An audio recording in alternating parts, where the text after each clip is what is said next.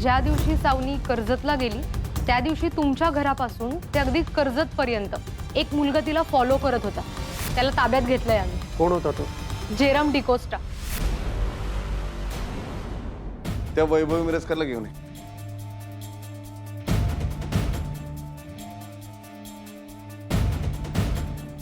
जेरम आणि तुझी ओळख कुठे झाली, कधी आली? हे बघ, जे महत्वाचे प्रश्न आहेत तेच मी तुला विचारतोय, त्याची उत्तरं दे.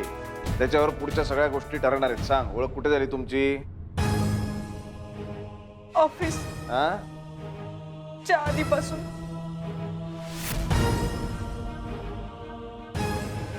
मॉलमध्ये भेटला मैत्रिणी बरोबर. कधीपासून चाललंय तुमचं हे अफेअर?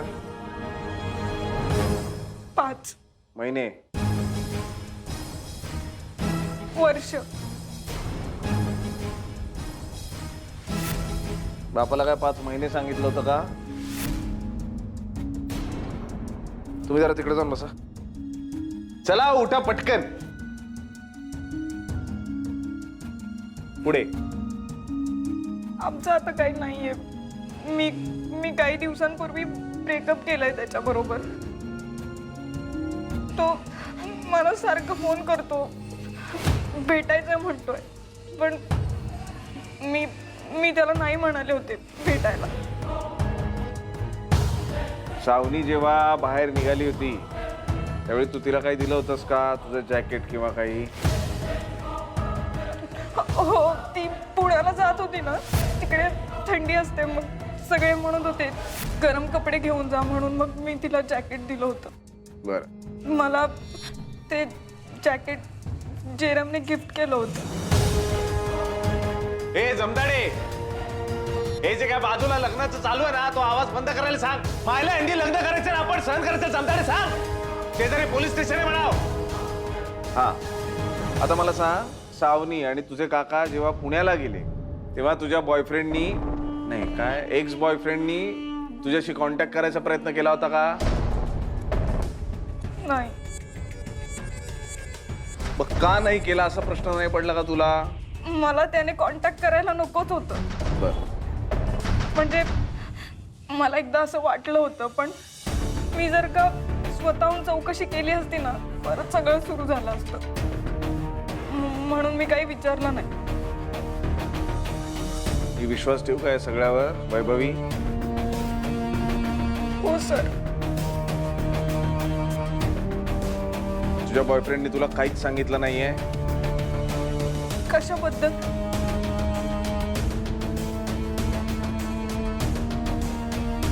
कसे रे तुम्ही असे? मला ना तुम्हा पोरांचा प्रॉब्लेमच कळत नाही. 5 वर्षाचं तुझं अफेअर आहे, बरोबर? 5 वर्ष तू तुझ्या घरच्यांची खोटं बोलतीयस. काय अर्थ आहे याचा?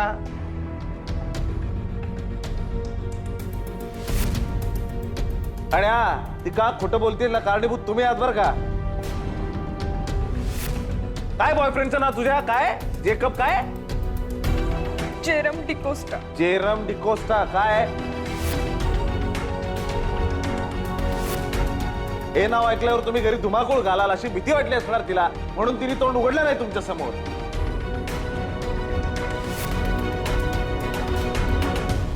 स्वतःच्या मुलांबरोबर तुमचा सुसंवाद नसतो आणि मग नंतर पोलीस स्टेशनला येऊन तुम्ही बोंबाबोंब करता, आमची मुलं आम्हाला काहीच सांगत नाहीत म्हणून. जमदाडे मॅडम, या सगळ्याशी तुमचा काही संबंध आहे का? नाही म्हणजे आमच्या घरी काय वातावरण असतं हे माहिती आहे का तुम्हाला? मॅडम, आम्ही आमच्या मुलांशी नीट वागतो आणि सगळं बोलतो एकमेकांशी. पहा, दिसतंय ना ते. 5-5 वर्ष तुमची मुलं अफेअर करतात, तुम्हाला सांगत नाही. इथेच कळलं सगळं. आई वडील म्हणून आमच्या मुलांशी आम्ही कसं वागायचं हे आम्ही ठरवणार. आमची मुलं आहेत की नाही, जर आपल्याला काही माहिती नाहीये तर नाही बोलायचं. हो, श्रद्धा अभय मिरजकर, माहेरच्या श्रद्धा व्यंकट सावंत. घर, आई वडील, घरातलं वातावरण, त्याचा मुलांवर होणारा परिणाम, याचा सगळ्याचा पोलिसांशी संबंध असतो बरं का? आणि तुम्ही काय बोलताय? स्वतःची पोरगी मिसिंग हे विसरलीस का तू? विसरलीस का? स्वतःची मुलगी हरवली ते दिलं सोडून बाईला बाकी बडबड बडबड सुस्ती केव्हापासून? तुम्ही नीट बोला. तुम्ही एकंदरीतच जरा नीट बोला. आमच्या खासगी आयुष्यामध्ये ढवळाढवळ करण्याचा तुम्हाला काही एक अधिकार नाहीये. स्वतःची कामं केली असतीत ना नीट तर आतापर्यंत माझी मुलगी सापडली असती. पण तुम्हाला याच्यामध्ये लक्षच द्यायचं नाहीये. नसती अरेरावी करायची तुम्हाला. आणि कारण काय? तुम्ही तुमचं पर्सनल फ्रस्ट्रेशन इथे कामाच्या ठिकाणी आणू नका. ए उठ रे, उठ उठ चल चल चल. मला नाही घ्यायची तुझी केस. त्या पोरीला उठवा, बाहेर उचल. नाही घ्यायची तुझी केस नाही घ्यायची म्हणजे नाही घ्यायची म्हणजे नाही घ्यायची. कसली भाषा आहे ही ही तुमची? अशीच भाषा आहे माझी. हे माझं पोलीस स्टेशन आहे आणि माझ्या पोलीस स्टेशन मध्ये भोसले असंच बोलतो. हा अधिकार कोणी दिला पण तुम्हाला? हो, माझे अधिकार मला सांगायचे नाही मॅडम. पोलीस आहे मी. माझे अधिकार मला सांगू नका. परत सांगतोय तुम्हाला. हा मग मॅडमने सांगितल्यावर ऐकाल का? मग त्यांना सांगते मी, त्या सांगतील तुमचे अधिकार काय आहेत ते. Madam madam please please please शांत व्हा. काय प्लीज काय बोलताय ते? वाटेल तसं बोलतायत. परिस्थिती समजत नाही. ए जमदाडे, तिची काय समजूत काढतेस तू? मी सांगतो ना तुला. आणि हो मॅडम, तुम्हाला काय जाऊन सांगायचं ना चौधरी मॅडमला जाऊन सांगा. मी कुणालाही घाबरत नाही, कळलं ना? हा मग सांगा ना. हा काय करता? मी सांगतो ना मॅडमला जाऊन. एवढं काय? Sir sir please please madam तुमच्यावरती आधीच खवळलेले. तुम्ही कशाला मॅटर वाढवताय सर? प्लीज शांत व्हा. तू नको सांगत हो मला जमदाडे. तू बस, तुम्ही लिहून घ्या. मी आले. सर बस रे अजित, बस खाली.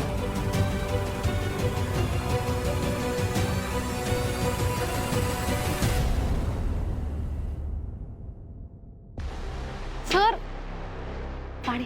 ओ सर शांत व्हा ना प्लीज. काय प्लीज शांत व्हा? तू काय मैत्रीण आहेस का तिची? असशील तर तिला जाऊन सांग. म्हणा माझ्याशी नीट बोलायचं. माझी ड्युटी नाही शिकवायची हा मला. मी सांगते ना सर. अरे ही कुठली पद्धत आहे बोलण्याची? मला कळत नाही. ती काय म्हणते माझं पर्सनल फ्रस्ट्रेशन मी हिच्यावर काढतो. हिच्यावर नाही नाही. इथे आम्ही ना जेव्हा लोकांची पोरं हरवतात तेव्हा जीवाचं रान करतो. यांची पोरं सापडावी म्हणून. यांची पोरं सापडतात, यांच्या चेहऱ्यावर हसू येतं आमच्यामुळे. कारण आमची पोरं समजून आम्ही शोधत असतो ना. ठीक आहे ना, जाऊ दे ना सर. हे काय नवीन आहे का? तुम्ही पाणी मारा, पाणी मारा. बस ए जमदाडे, मी नाही मारणार पाणी. मला नसेल तोंडावर पाणी मारे. तुम्हाला सांगू नको हा. ठीक आहे बसा मग. तू मी बसेल नाही तर नाही बसणार. तुझं काय आहे? सॉरी. चहा गरम सांग. गरम आण रे. सर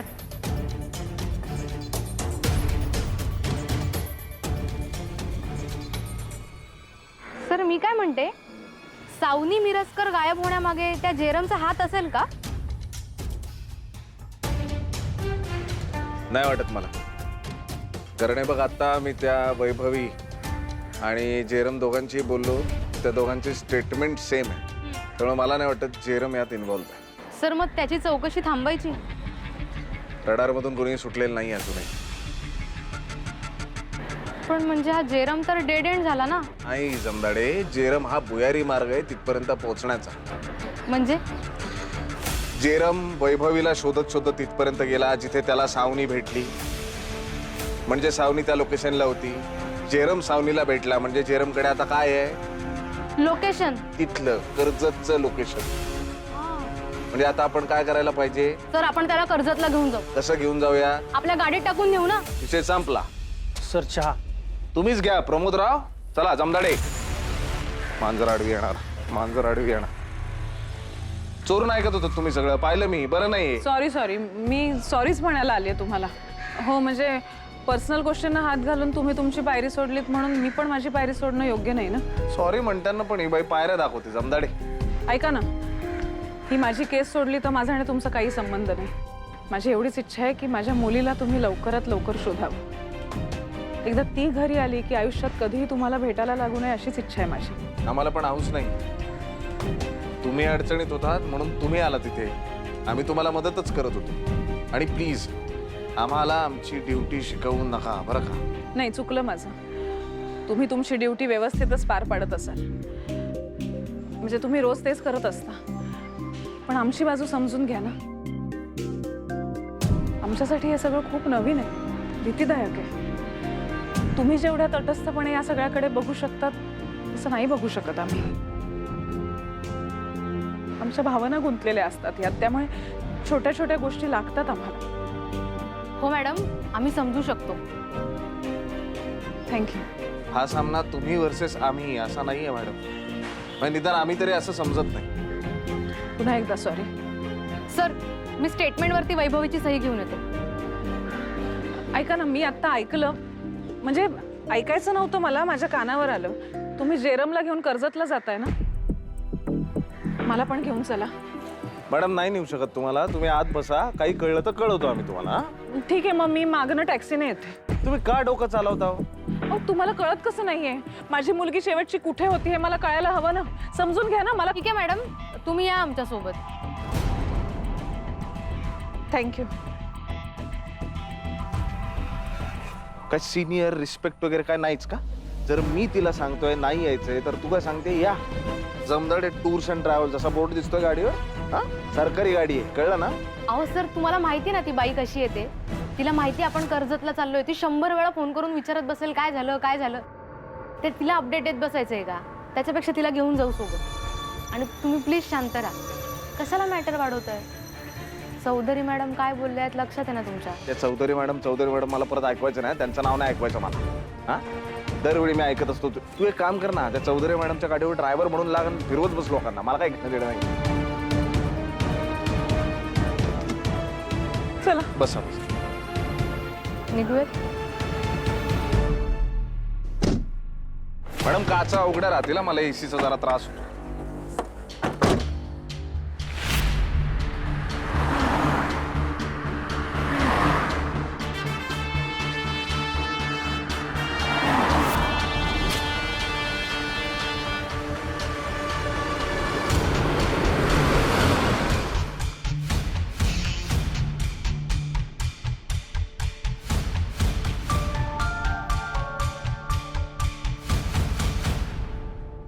हिम्मत, अरे आपल्याला लॉटरी लागली आहे, लॉटरी. अरे मी तिथे एक खोका घ्यायला गेले होते पण मला 40-50 खोके मिळाले तिकडे. अरे आठवडाभर जरी आपण ते मोजत बसलो ना तरी कमी पडेल. पण आईला पैसे घेऊन सटकत असताना ना ती किलवरची माणसं तिकडे आली आणि त्यांनी अटॅक केला माहितीये माझ्यावर. No no no no no, I am absolutely fine. तू माझी काळजी नको करूस. मी जिथे आहे ना तिथे कोणाचा बाप पण नाही येऊ शकत. Are you mad? अरे तिला कसं सोडू मी? जोपर्यंत माझा इथून निघायचा जुगाड होत नाही ना तोपर्यंत मी तिला सोडणार नाही. पण आत्ता मी निघणार आहे इथून आणि माझ्याकडे जो शेवटचा डोस उरलाय ना तो तिला देणार आणि इथून वंटास होणार. दारं खिडक्या उघडी ठेवून जाईन मी. मग 4-5 तासांनी शुद्ध आली ना की तिची ती उठेल आणि जाईल तिला जिथे जायचंय तिथे. I know, actually I feel very sad for her, but you know what, I feel good for us. आज रात्री सगळं नीट झालं ना की मी इथून निघेन. मग मी आणि खूप सारे पैसे तुझ्या सोबत असू. Natasha is coming. ओके चल चल, bye bye bye, love you, bye. Sir sir sir हाँ बता, किधर जाने का? सर अभी इधर कुछ ऐसा पता नहीं चल रहा है.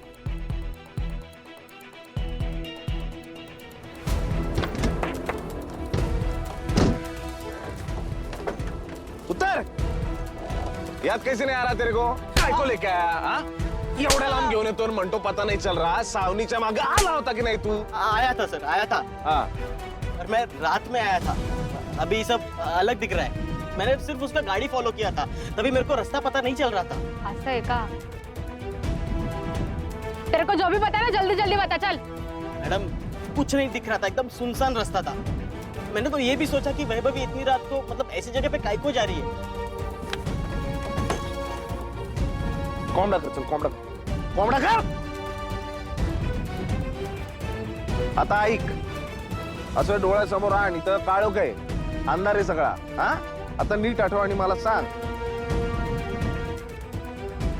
हे बघ भाऊ, एवढ्या लांब आलोय ना मी तर काय हात हलवत परत नाही जाणार. हा, रात्रीपर्यंत इथं थांबल. जर का तुला आठवलं तर ठीक आहे, नाही तर असाच सोडून दिलं जाईल, कळलं का? सर सर सर हा, कोंबडा कर. एक चांस है. हा, उस दिन जब मैं वहां से निकला तभी मैंने उस लोकेशन से हाईवे तक जीपीएस लगाया था जो मेरे फोन में रहेगा. अगर हम लोग ने वो देख के उल्टा फॉलो किया तो शायद लोकेशन का पता चल सकता है. सुविचार क्रमांक 40. नाक दाबलं की तोंड उघडतं सर. चला. अरे चल ना, त्याच्याकडे लोकेशन म्हणतोय ना तो.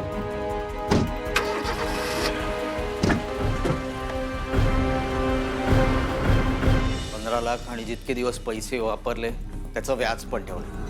थँक्यू सांग तुझ्या माणसाला. ऐक, हे सगळे पैसे तू गॅमलिंग मध्ये जिंकलेस? जुगारच जमतो मला, बाकी माणूस म्हणून मी नालायकच आहे. म्हणजे मला विचारायचं की तू तू नक्की किती पैसे जिंकलास? जिंकलो मी 32 लाख रुपये. व्हॉट? तू एका रात्रीत 32 लाख रुपये जिंकलास? काय करू पण मी त्या पैशाचं. मला वाटलं की मी जग जिंकले आणि मी माझ्या मुलीला हरवून बसलो. वाटलेलं तिच्या पायाशी अख्खं जग आणून टाकीन, तर तीच नाही. काय करू मी त्या पैशाचा. कुणासाठी जिंकलो मी? काय काय या पैशाचा अर्थ आहे आता?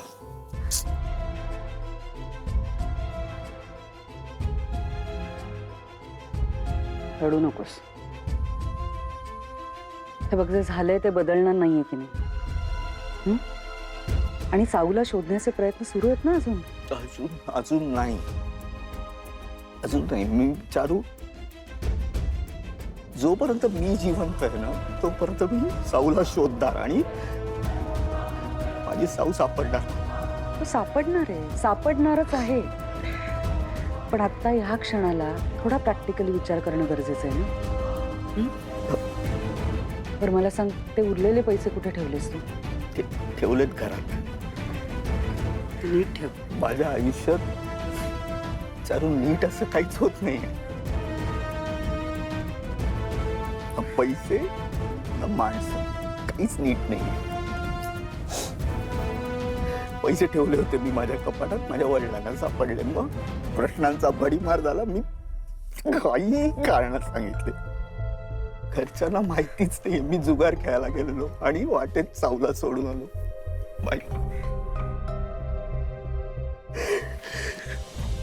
श्रद्धाला कळलं ना तर सगळं संपेल. काही उरणार नाही माझ्या आयुष्यात, काही नाही.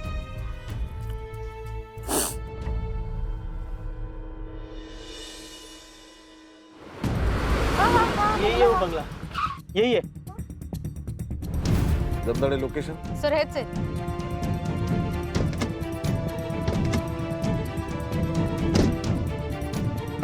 जमदाडे.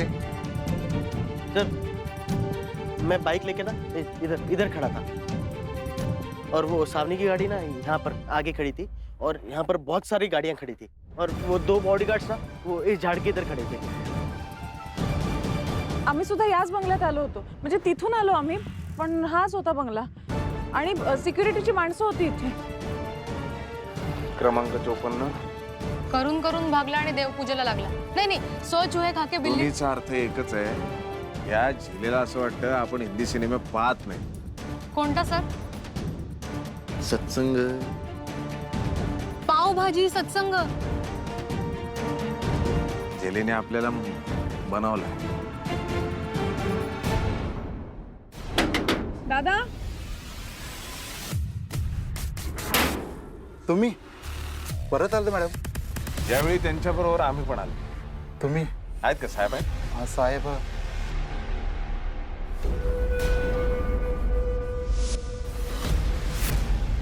आहेत. चल चल रे चल. शुभम शुभम.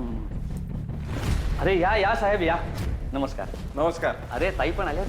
हा इथे सत्संगालाच आलो होतो. म्हटलं आलोच आहो तर तुम्हाला भेटून जाऊया. हो ना. चला जमदाडे कामाला का? हो. काय चाल साहेब, कसलं काम? तुझलं काम इथे पार्टी झाली की नाही ते शोधायचं काम. अहो साहेब, सांगितलं ना मी खरं तुम्हाला सगळं. तुमच्यावर विश्वास का ठेवायचा मी? अहो मी त्या ताई नाही त्या दिवशी बोललो होतो की इथे पार्टी वगैरे अहो कुठची झालेली नाही हो साहेब. आणि साहेब आम्ही खरंच साधी माणसं होतो आणि हे वातावरण बघून तुम्हाला खरंच असं वाटतं की हे पार्टीचं ठिकाण आहे साहेब? दिले वातावरणाबद्दल बोलू नका. त्याचं काय ना, दारूचं व्यसन असलेला जो कोणी माणूस असतो ना त्याला दारू पिण्यासाठी वातावरणाची गरज नसते. अहो साहेब, अहो पण साहेब आम्ही का खोटं बोलू साहेब? सांगितलं होतं ना, मी आणि माझी बायको आम्ही सत्संगाला खारघरला गेलो होतो म्हणून. ओ तुम्ही नाही म्हणजे ह्या म्हणाल्या होत्या की आम्ही कुठे जाणार, आम्ही इथेच आहोत. असं कसं बोलू शकता तुम्ही आता?